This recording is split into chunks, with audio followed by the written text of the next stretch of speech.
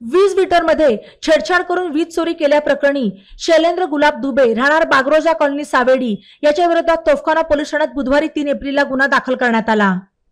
महाराष्ट्र राज्य वीज वितरण कंपनीच्या भरारी पथकाचे प्रमुख आशिष नरेंद्र नावकार यांनी या संदर्भात फिर्याद दिली।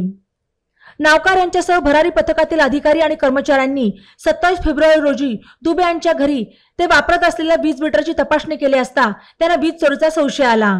त्यानंतर त्यांनी वीज मीटर नगरच्या चाचणी कक्षात पाठवला।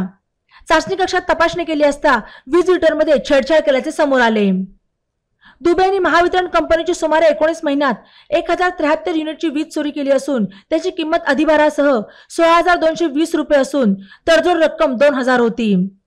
सदरची रक्कम न भरल्याने दुबे विरोधात विद्युत कायदा 2003 मधील कलम 135 नुसार गुन्हा दाखल करण्यात आला। ई नवा मराठा यूट्यूब चॅनलला सबस्क्राइब करा आणि बेल आयकॉनवर प्रेस करा।